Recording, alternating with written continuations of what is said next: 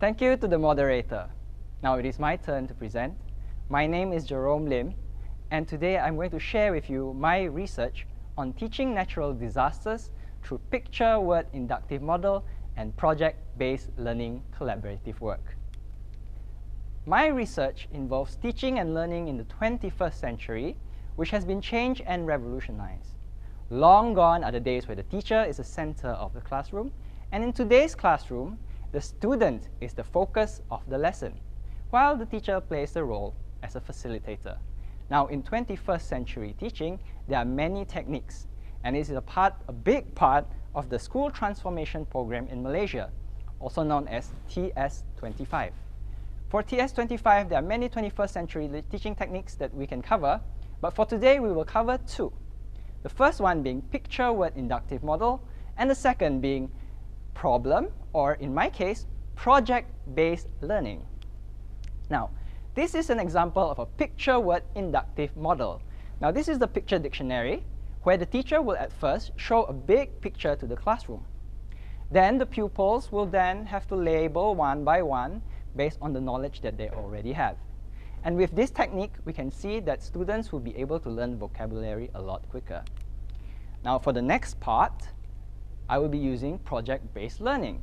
In project-based learning, students will have to work together in groups in order to achieve a certain task.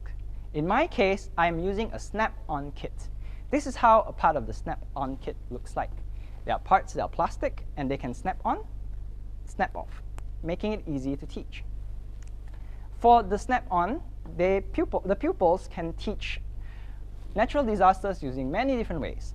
For example, to us, this might just look like a toy. But for the pupils, this could be, for example, a model of a volcano. Now, using these project-based learning techniques, students can create using their creativity and also express themselves a lot better. Now, going to the literature review, I am quoting Calhoun from 1988, which developed the picture-word inductive model. She uses pictures containing familiar objects, actions, scenes to draw out words from children's listening and speaking vocabularies. Lee et al. In 2019 modified Calhoun's picture-word inductive model into the Malaysian primary school. Some modifications made include relating the lesson to the Malaysian context, as well as using pictures in the language development process. This research serves as the basis in conducting this activity, in which they are determined that vocabulary knowledge retention can be improved compared to the control group. Now, in project-based learning, the approach to teach the lesson is to use PBL techniques with the students. And in PBL, we would like the students to be engaged in responding to a complex question, problem, or challenge, as quoted by Kokosaki and Menzies and Wiggins in 2016. Now, in combination to that, we improved on the lesson by using Bloom's taxonomy, which involves 6 different cognitive domains. Now, these 6 are remembering, understanding, applying, analyzing, evaluating, and creating. Now, the first 3 parts on the lower half of the pyramid is known as lower order thinking skills, while the higher 3, analyzing, evaluating, and creating, belongs to the higher order thinking skills. The objective. So the objective of this research is to investigate the effectiveness of picture-word inductive model in combination with project-based learning collaborative work on students' understanding of natural disasters topic in Year 5 English language classroom. Now, this is a new given that has not been created to combine both techniques. Now, in picture-word inductive model, we are using a more two-dimensional approach, and in project-based learning, as shown with the volcano model earlier, it shows a more three-dimensional approach. So in combination with both of these techniques, we can revolutionize teaching in a more interesting way. Now, these are snippets of the lesson plan. So the content standard is 2.3, where pupils will be able to read independently for information and enjoyment. Now, These are some of the learning objectives, identifying different natural disasters, as well as answering questions on natural disasters based on what was read, which is found over here. Now, for the next part, we can see how this combines with Bloom's taxonomy. We should look at the pre-lesson. In the pre-lesson, when pupils recall the natural disasters that they have been taught, when the teachers have gone through the words, they start to remember. When they remember, they learn throughout. The first 3 steps of the Bloom's taxonomy is rather simple, where pupils do not require much thinking. In the next step, in understanding, pupils are given a topic to take part in the project-based learning. The teacher explains the activity, and from there they will understand the steps that are needed. When they are required to apply, pupils in the group create a natural disaster diorama, such as the volcano shown earlier, to share on their experience. Here they apply what they have learned and apply their own creativity to create a model. Now in Analyze, the pupils will have to share with the rest of the class during the gallery walk activity. While doing gallery walk, pupils will have to share with their friends what they have learned and what they have known about their own natural disaster. And under the evaluation phase, pupils will then have to provide feedback for their friends' diorama. And lastly, under the create stage, the pupils will have to design their own diorama of natural disasters based on their free choice. In free choice here, they can use other materials and not necessarily the snap-on kit.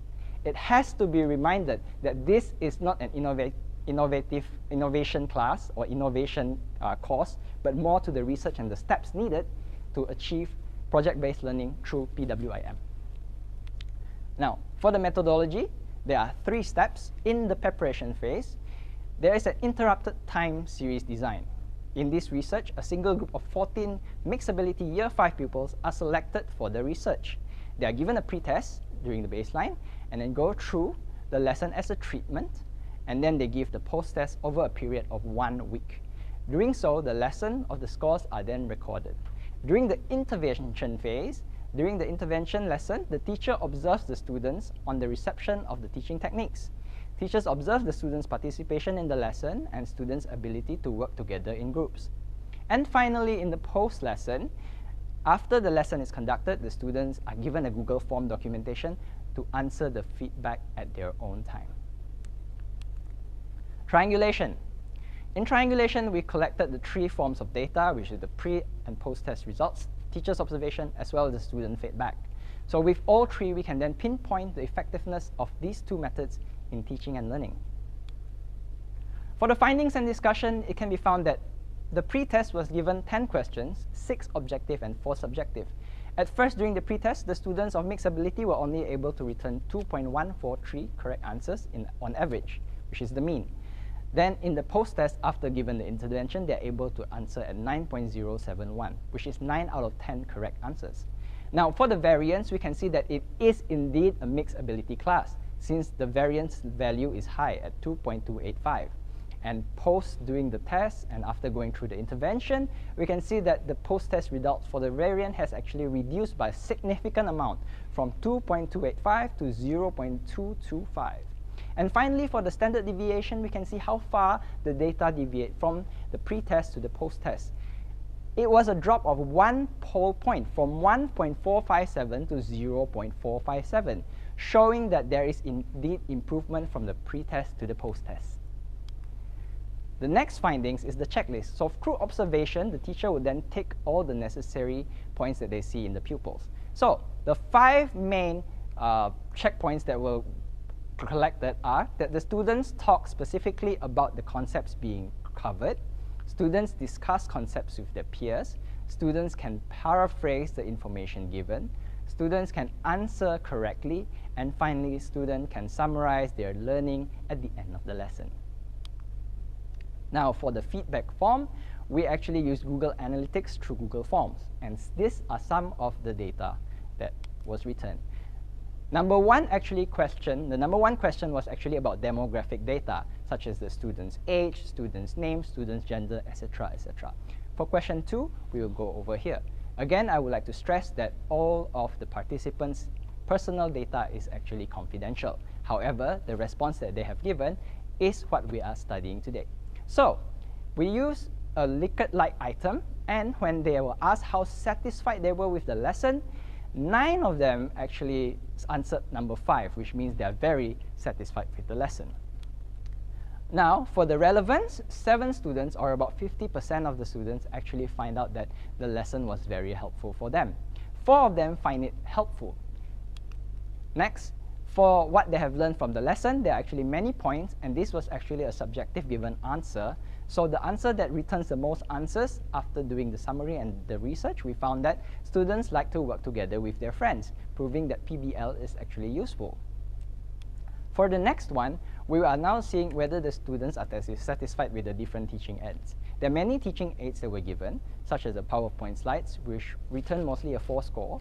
The next one is the building material, also known as a snap-on kit, which we can see actually a significant number of them actually enjoyed using this kit, as we can see in the purple color sector. And for the smart TV as well. Now, for other things that they use, such as video, the volcano model, the worksheets, the activities, and the gallery walk also return a good score. Now, for additional feedback on the teaching aids, we find that actually students require more time when using the teaching aids. While this is fun, students can get easily distracted. Therefore, it is very important for the teacher to be able to control the class and give rules in the beginning of the lesson. That way, pupils do not get distracted and stick to the main point of the lesson, which is to create the diorama. When the pupils are able to create the diorama correctly, only then they can proceed with the lesson. Therefore, the teacher actually needs to set a time limit, or instead give more allowance on time so that the pupils are able to use the teaching aids correctly. Now, the students find that the most relevant session is actually under the gallery walk section and the building of the natural disasters. In the picture word induction model, in the beginning, only a higher number of people find that it is clear and understood, but not very clear and understood. Meaning to say, it returned a high score on the picture word induction model, but due to confidence and maybe low self-esteem of the pupils, they return a slightly lower score in the picture word induction because they require them to respond. The same can be seen in the gallery walk. While it is mostly yellow, showing that it is clear and understood, we wish actually to have the pupils to have higher, clearer understanding. And to be able to do that, we need to actually increase the confidence of the pupils. However, when we ask about the satisfaction of the pupils find it very, very satisfying, returning a high score for the satisfaction, and also 5 of them find it very interesting as well. So in total, 8 plus 5 is 13. So 13 out of 14 pupils find it very interesting. Additional comments that was received from the research is that students enjoy doing the project, and 5 of them respond in that way. There are other responses as well, but we can see that in conclusion, most pupils are very interested during the lesson. Now, for the overall feedback, there were 2 very high scores. The first is that pupils actually enjoy using PBL, and also pupils learn more about natural disasters. Now, feedback from summary. From the summary, we can say that the best central tendency is median, so we can calculate the score with the highest marks. We don't have to look at the scores that return a slightly lower number. The pupils are actually satisfied with the lesson, and the lesson is in fact relevant and helpful. Now, the teaching aids return a very high medium score. The snap-on kit and activities are very interesting to the pupils. The session is most interesting during the building of the diorama. When the pupils start to build their own diorama, they figure out that they can actually work together with their friends, they can figure out what to use, and when there's a limited amount of parts that they can use, they will have to be creative at creating the diorama. Now, for the subjective questions, after reading through the students' answers, we can find that the feedback of 2 main points. The first one is the general consensus of the pupils is that they enjoy working together with their friends, and pupils actually prefer to have an extended time for the lesson. Suggestions for improvement include transferring these methods to teach other topics that could utilize picture in dioramas in vocabulary learning in English, or even in other subjects as well. The next is obviously to extend the time for each of the activities. In conclusion, PWIM can be useful in tandem with PBL to improve teaching on natural disasters. Pupils are able to build vocabulary quickly using combination of these 2 approaches. Now, students are also more confident when conducting the gallery or after creating their diorama, and they're shown to have an increased ability in their reading skills. PWIM and PBL are equally important in complementing pupils' learning styles. As we know, there are many learning styles that the pupil can imply. So therefore, using something that requires group work will be able to complement each other. Next, these teaching techniques have been proven to improve pupils' knowledge and abilities in the Malaysian classroom. So thank you very much, and now I would like to return it back to the moderator.